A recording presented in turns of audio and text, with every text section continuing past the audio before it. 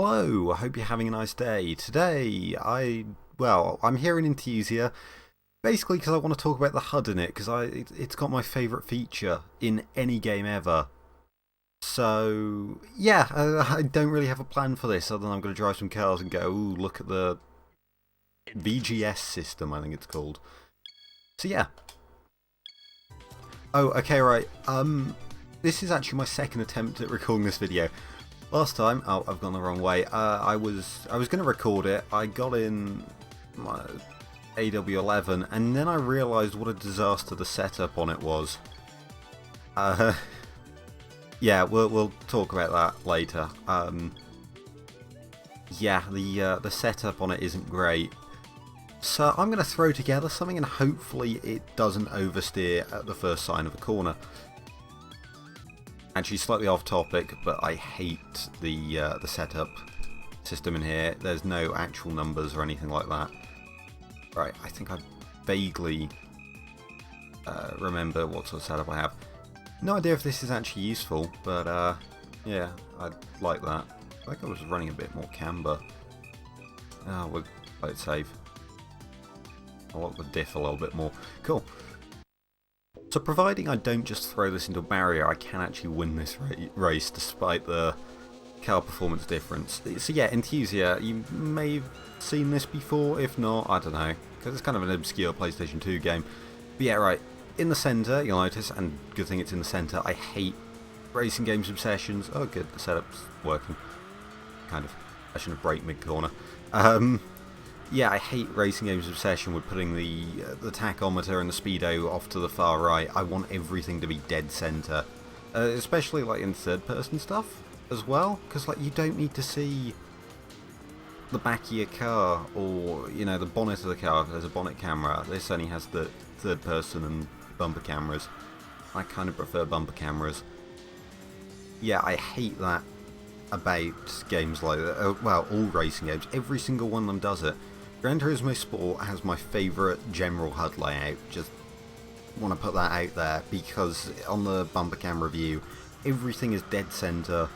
You don't need to look down or away from the racing line or anything like that to see all the information you need to. I want to know how fast I'm going. I need to look, off to the right, and then yeah, it's just not good.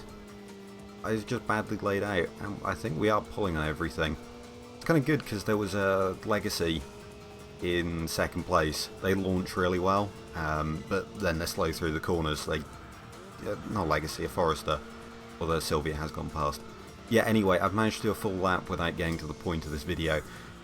In the centre, there's a G meter, and then you can see all full tyres, you can see the steering angle I've got, and you can also see my throttle control on the right there.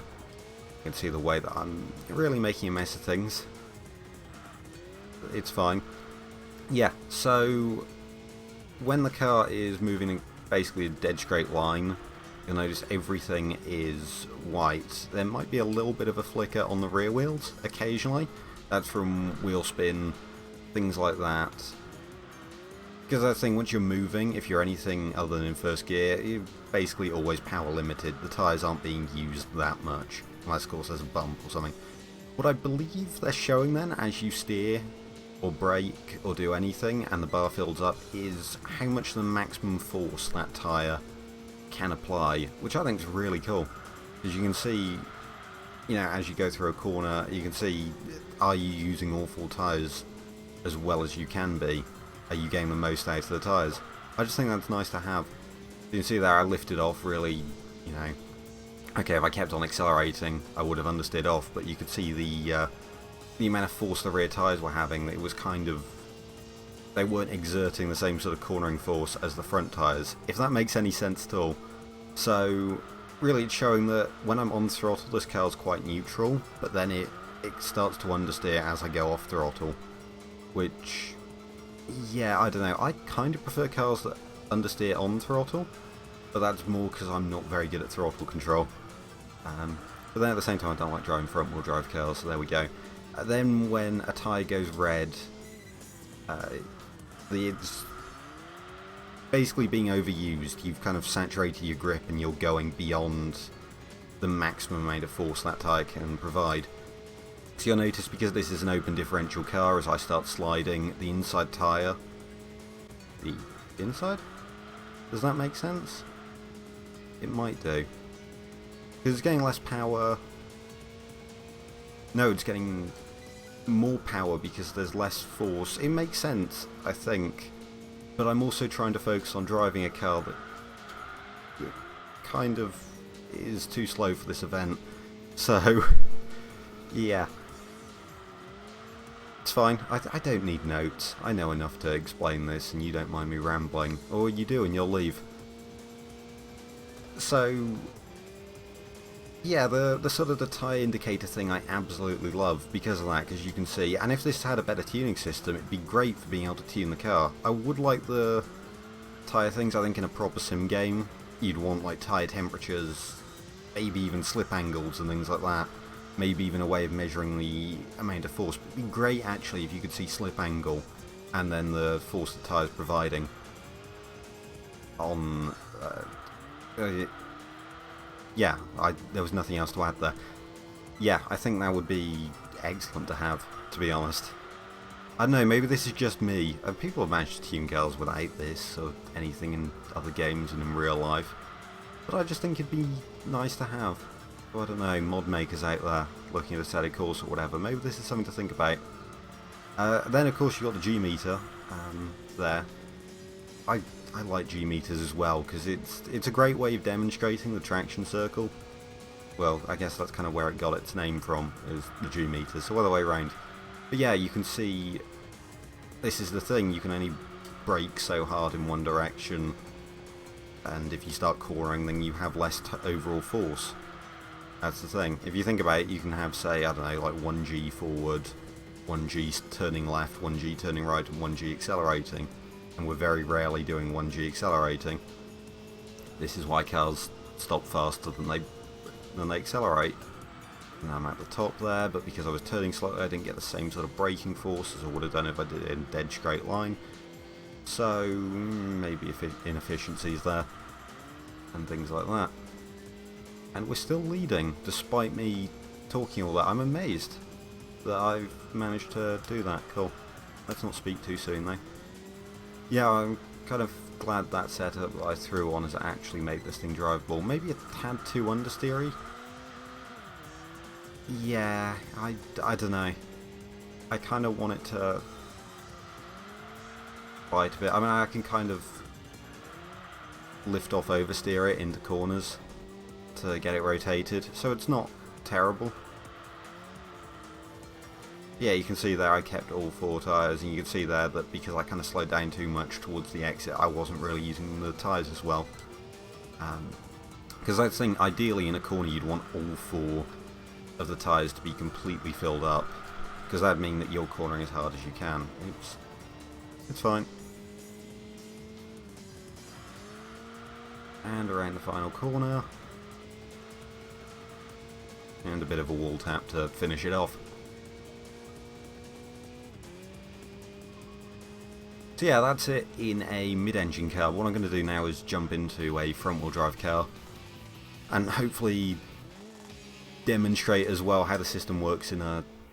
To be honest, it's kind of exclusive to front-wheel drive cars. You can kind of get similar effects in all-wheel drive cars and whatever, but yeah, I'll get to that now. Oh yeah, just in case people are interested, here's what car I'm about to win. Oh, neat. Go on. Right, now hopefully there's something front-wheel drive. There is, but I don't plan on using a 2CV for this. Mini... Honda Integra, that'll do. Yeah, I just want something kind of quick front-wheel drive so I can demonstrate what's going on. Yeah, have it in Championship White. Driver manual. Oh yeah, and I'll also put this in a race, because why not? See if we win. Yeah, we should do. Yeah, you can see immediately on the thing it shows that power's going to only the front wheels, which is kind of nice. And you can see then, yeah, as we start to increase in speed, because drag gets higher, you produce less G-force. Also, yeah, because you technically have less power in higher gears because of gear ratios. It's fun to think about. So yeah, you can see actually because the Integra is a well set up car, it is actually using all four wheels kind of effectively. You can see there an initial turn in, the rear wheels really aren't doing a whole lot, so maybe if you were looking at tuning this, you'd stiffen the rear suspension a little bit, because that'd make the rear wheels, or it'd increase the rate of weight transfer at the back, so you'd kind of make that rear axle, I don't know what the proper phrase would be, I want to just say come alive, but yeah, you can see then about how the inside wheel, because there's less force on it, is braking traction. I'm just understeering, nice. Yeah, I'm already in the lead, yeah. I didn't realise how easy this is, I've already got a 2-second advantage. Yeah, you can see once you actually get to cornering, you actually get to use all four tyres quite effectively. Although you do start to get a bit of wheel spin. Maybe that'd be something to look at as well. To be fair, you'd probably fix that by stiffening the rear axle and maybe softening the front a little bit. Something to think about. And you can see over the bump there, as we went up, the front wheel started spinning a little bit. And we'll just finish that lap. And then yeah, total loss of traction there. The red is supposed to mark when tyres lose contact with the ground, but it is when the wheels are spinning, or just, I suppose it's braking traction at any point. Maybe the manual's a bit of a dodgy translation, I don't know. Yeah.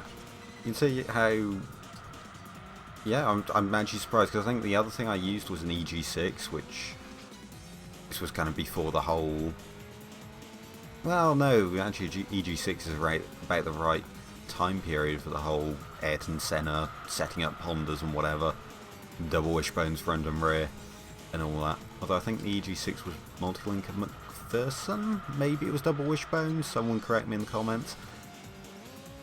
So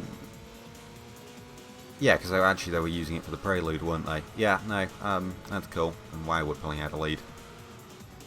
Yeah, I don't know if I've actually explained anything well, but hopefully you found this interesting, or have at least enjoyed me excitedly babbling on about this system, because I do like it, it's good.